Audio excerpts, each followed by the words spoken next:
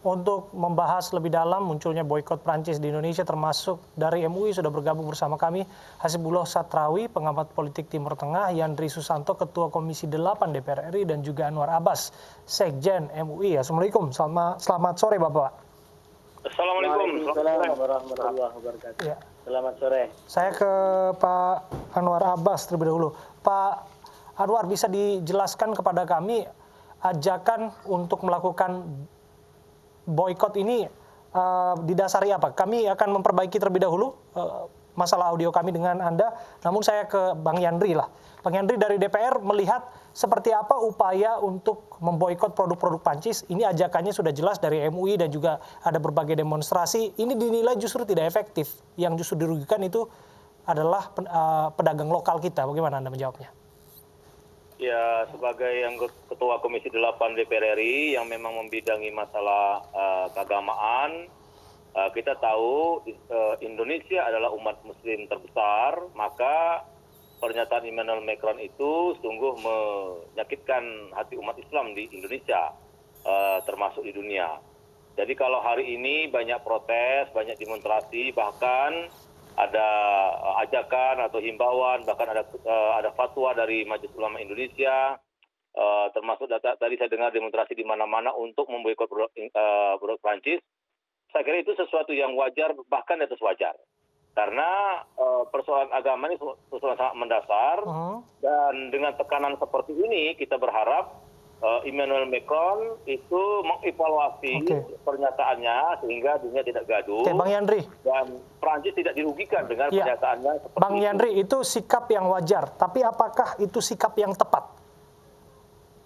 Kalau itu selama Macron tidak mencabut omongannya ke publik atau tidak minta maaf, saya kira sudah sangat tepat, dan bahkan saya sudah mengusulkan tolong duta besar Prancis diusir dan duta besar kita di Paris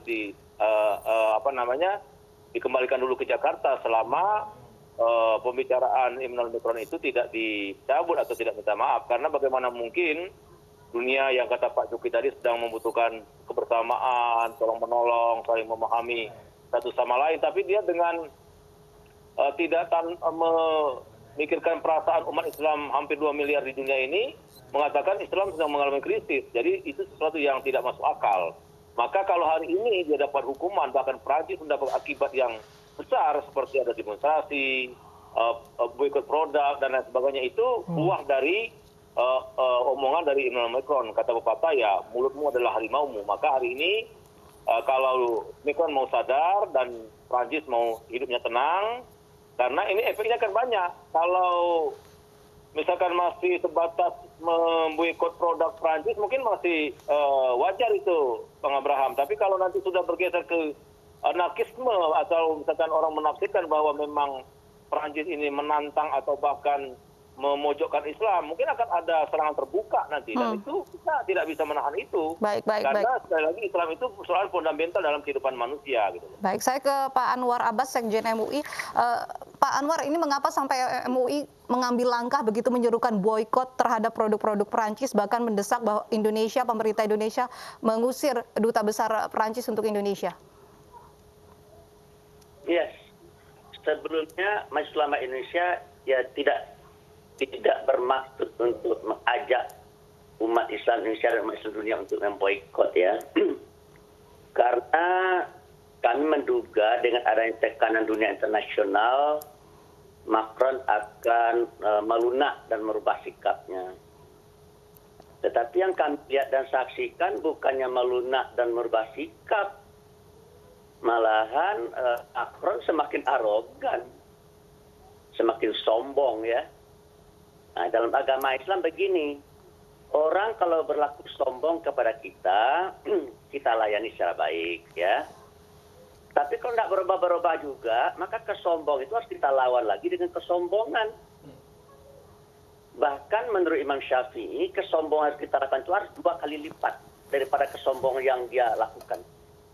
Begitu. Oleh karena itu kalau Macron menganggap dirinya kuat, umat Islam juga harus siap untuk menyatakan dirinya kuat, dan kita sudah buktikan ini, kita akan boikot, begitu kan? Dan saya dengar Macron sudah agak keteter-keteter menghadapi ini, Dan duta besar yang ada di Mesir sudah meminta Sheikh Al-Azhar untuk melunakkan sikap umat Islam. Dan Sheikh Al-Azhar menolak dengan tegas itu. Ya. Karena tidak ada kompromi ya Pak Anwar, dengan orang yang menganggap hak adalah hak bagi dia untuk menghina orang. oke. Pak Jokowi, saya ikut dalam pertemuan dengan Pak Jokowi hari Sabtu kalau saya tidak salah. Itu kalau saya lihat wajah beliau marah betul tuh. Macron menyatakan bahwasanya ya dia menjunjung tinggi kebebasan berekspresi. Tapi kata Pak Jokowi, kebebasan berekspresi boleh, tapi jangan mengabsolutkan kebebasan berekspresi itu. Sehingga sampai menghina kesucian agama Islam, merendahkan Nabi besar Muhammad SAW. Oke, Pak Anwar. Karena itu kita melihat bahwasanya ya kita harus memboikot ya, melakukan satu aksi Pak untuk Anwar, menyadarkan jika ya, dianggap bahwa boykot ini tidak akan memberi efek jera apapun terhadap Prancis, mengingat komoditas Prancis disebutkan hanya 5% ada di ya kalau Indonesia. seandainya Prancis bersikukuh, Prancis bersiap-siap saja menghadapi resiko. Ya siapa yang mencencang ya dia yang akan mengapakan. Siapa yang menebar angin dia akan menanggung akibatnya. Silakan, tidak apa-apa, adu kuat kita. Baik. Ya, tidak apa-apa, saya rasa silakan Macron dengan rakyat Prancis bersikap keras ya. Kita umat Islam dunia semakin keras lagi. Baik, saya ke Tapi Pak kalau dia Hasbullah. semakin baik, kalau dia menghormati umat Islam, maka umat Islam 2 kali menghormati dia. Baik. Saya ke Pak Hasbullah Satrawi. Pak, apabila Presiden Prancis begitu Emmanuel Macron tidak meminta maaf, tidak ada kalimat penyesalan, apakah Anda melihat nantinya ini seruan boykot akan terus meluas? Ya, yang pertama karena ini persoalan yang sangat penting terkait dengan keyakinan jutaan dan miliaran umat Islam. Saya ingin mengatakan pertama bahwa apa yang terjadi di Prancis, terutama yang dilakukan oleh mereka yang mengkarikatur baginda Nabi Muhammad SAW, itu mau tidak mau kita harus menyatakan sebagai sesuatu yang keliru. Dan kita harus mengekamnya dengan kecaman sekeras-kerasnya. Walaupun mungkin di publik Prancis dan Eropa dikatakan ini adalah atas nama kebebasan berekspresi, tapi ini sudah melampaui batas karena yang dilukiskan itu adalah tentang sosok Nabi yang diyakini oleh umat lain. Jadi ibaratnya Anda keluar dari teritori nilai itu dalam tanda kutip, kalau nilai itu ada teritorinya. Walaupun Anda di Perancis punya kebebasan ini dan itu, seandainya itu Anda melukis tentang Perancis, silakan. Macron sebagai presiden, Anda mau lukis seperti apa, silakan. Itu wilayah itu. Tapi Anda melukis, menggambar tentang orang di luar keyakinan Anda, dan itu berada di puncak nilai. Ya. Nah, oleh karena itu, sekali lagi, pada tataran itu, saya rasa apa yang diekspresikan oleh umat Islam itu adalah satu yang benar, sesuai dengan aturan yang ada, tuntunan yang ada, bahwa itu adalah penghinaan terhadap umat Islam pada akhirnya. Ini satu hal yang ingin saya sampaikan kepada pemirsa semua. Dan yang kedua, dari kacamata saya sebagai pengamat politik di Timur Tengah terutama dan dunia Islam secara umum, menurut saya memang jangan terlalu hitam putih ya dalam melihat ini, karena sekali lagi politisi pada akhirnya dia hanya menginginkan kemenangan. Ini saya teringat dengan tokoh-tokoh seperti Abdul yang sangat keras ya menyindir para politisi ini, karena politisi itu tidak ada lagi kecuali kepentingan elektoral. Dan kalau dibaca perkembangan ini dalam konteks politik itu, maka ini ada kaitannya dengan Macron secara pribadi yang di nasional Prancis dalam pemilu kada terakhir mengalami kekalahan. Dan pada aspek itu mungkin Macron menginginkan ada kayak semacam keseimbangan politik di mana yang menjadi konsumsi menjadi isu populis dan banyak direspon oleh masyarakat Prancis mungkin dianggap tentang persoalan Islam ini yang memang dalam beberapa tahun terakhir ini menimbulkan gesekan di antara masyarakat Eropa atau Prancis dengan masyarakat pendatang yang kebetulan kebetulan berasal negara-negara berpenduduk mayoritas Muslim. Nah, lalu yang ketiga yang ingin saya katakan adalah ini kemudian ketemu dengan Turki di bawah pimpinan Erdogan yang saya melihat memang awal-awal pernyataan Erdogan itu yang paling keras. Nah, ini yang kemudian menimbulkan kayak semacam bola salju emosional terhadap persoalan ini dan terus menggelinding seperti sekarang. Yang ingin saya katakan terakhir kalau tadi disampaikan boykot keras kalau ada tidak melunak dari mereka. Yang pertama menurut saya kita sebagai bangsa yang besar terutama dalam rangka membela Nabi Muhammad SAW yang harus kita tegakkan adalah bagaimana kita membela sesuai dengan keteladanan beliau. Yang kalau tadi dikutip oleh Pak Anwar, saya mengikuti yang disampaikan oleh Grand Al-Azhar, walaupun beliau sudah pasti kita semua sangat mengecam, pada akhirnya beliau mengatakan ini adalah Nabi yang kalau dulu ditolak oleh umat, beliau bukan membalas dengan keras-kerasan, tapi justru dengan doa, Allahumma hdi qaumi fa innahum la ya'lamun. Ya Allah, berikanlah hidayah kepada umat ini, karena mereka sesungguhnya sedang tidak mengerti. Dan oleh karena itu yang ketiga, menurut saya karena memang situasinya serba membahayakan sekarang, ada COVID, rentan perpecahan sana sini. Ini di mana-mana kan terutama dengan perilaku politisi-politisi ini yang gemar sekali menggunakan politisasi agama. Ini luar biasa dampaknya gitu. Nah, oleh karena itu menurut saya kita harus melakukan ijtihad yang terbaik, yang terdalam, yang terkuat yang kita punya. Bagaimana caranya agar penghormatan itu tetap kita tegakkan, tapi tidak justru membahayakan umat pada kemafsadatan yang lebih besar.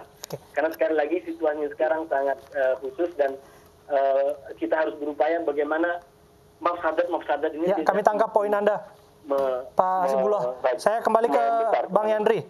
Bang Yandri, ada upaya diplomatik lain tidak yang diinisiasi oleh DPR disampaikan kepada pemerintah untuk menyelesaikan persoalan ini dengan metode diplomasi dan sebagainya?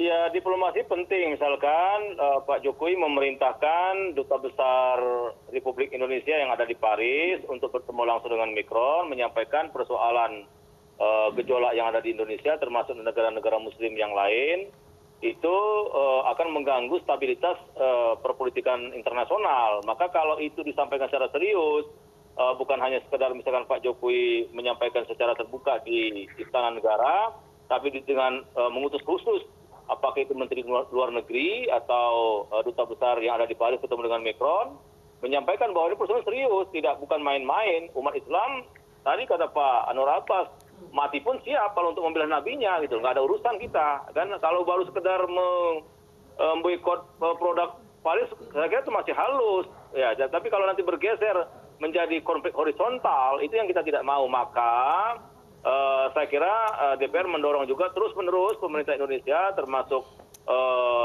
lembaga-lembaga keagamaan atau ormas-ormas Islam, melakukan lobby juga dengan pemerintah Prancis supaya segera mungkin Emmanuel Macron itu mencabut pernyataannya itu dan minta maaf. Nah, kalau itu yang dilakukan, saya kira akan selesai persoalan. Tapi kalau Emmanuel Macron masih bertahan bersikukuh dengan pendapatnya, saya kira ya saya termasuk salah satu akan ikut juga menghalalkan darah Emmanuel Macron untuk kita lebih tingkatkan tekanan kepada Emmanuel Macron. Karena sekali lagi, hidup ini ya yang kita pertahankan secara mendasar adalah agama. Kalau agama kita sudah merasa dihina, ya apalagi yang mau kita lakukan kalau satu kata ya lawan. Oleh karena itu, saya berharap Emmanuel Macron dengan adanya banyak pernyataan, banyak demonstrasi, banyak tekanan, ya sadar diri bahwa dunia ini bukan milik dia.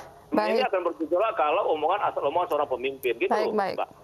Saya ke Pak Anwar Abbas. Pak, apakah seruan boykot Prancis oleh MUI ini bersifat wajib atau mungkin nanti MUI akan mengeluarkan fatwa terkait dengan hal ini? Sebenarnya ya, kalaulah seandainya Macron mencabut ucapannya, minta maaf, udah selesai urusannya nih. Malahan selain apa, dia menyatakan apa? Islam sedang mengalami krisis. Ini namanya maling teriak maling. Yang sedang mengalami krisis itu bukan Islam, tapi faham sekularisme yang dia anut, yang dia junjung tinggi itu. Coba bayangkan ya, ada nggak orang yang mau dihina di atas dunia ini? Nggak ada. Ya, ada nggak orang yang mau direndahkan? Nggak ada. Yang namanya manusia itu fitrahnya ingin dihormati ya. Tetapi dia punya pandangan, paham sekularisme itu punya pandangan, kita boleh menghina orang, menghina agama, mengejek orang, mengejek agama. Itu bertentangan dengan fitrah manusia. Oleh karena itu, sikap dan pandangan hidup yang bertentangan dengan fitrah manusia, nggak boleh diberi hak hidup itu. Oleh karena itu menurut saya ya, kalau dunia ini mau aman, paham sekularisme harus diberangus. Dan sayangnya juga paham sekularisme ini sudah merasuk juga ke negeri kita. Oleh karena itu bagi saya sudah sampaikan kemarin kepada Pak Jokowi ya. Pak Jokowi saya bilang, Pak Presiden, kita untung betul kita punya Pancasila. Ya, kita punya sila-sila, 5 sila. Sila pertama itu ketuhanan yang Maha Esa. Ya, kita ingin menjadi manusia yang berakhlak dan beradab. Dan kita tidak mau seperti Prancis. Prancis maju tapi tidak beradab. Tidak mau kita. Kalau mereka maju, mereka menyakiti hati orang. Menghina orang. Kalau kita nanti tidak. Kita kalau maju, kita akan menyenangkan hati orang. Kita akan membahagiakan orang. Itu faham yang benar. Dan faham itu ada dalam agama, tidak ada dalam faham sekularisme. Baik. Oleh itu menurut saya, ya ini saya ingin menyatakan dengan keras ini ya. Pernyataan Macron yang menyatakan bahwa Islam dalam krisis sebenarnya maling sama dengan maling teriak maling. Baik. Sebenarnya yang mengalami krisis adalah paham sekularisme yang dia anut, yang itu. Baik. Terima kasih Pak Anwar Abbas, Sekjen MUI sudah bergabung sama kami. Juga ada Yandri Sato, Ketua Komisi 8, dan juga Hasibullah Satrawi, pengamat politik Timur Tengah.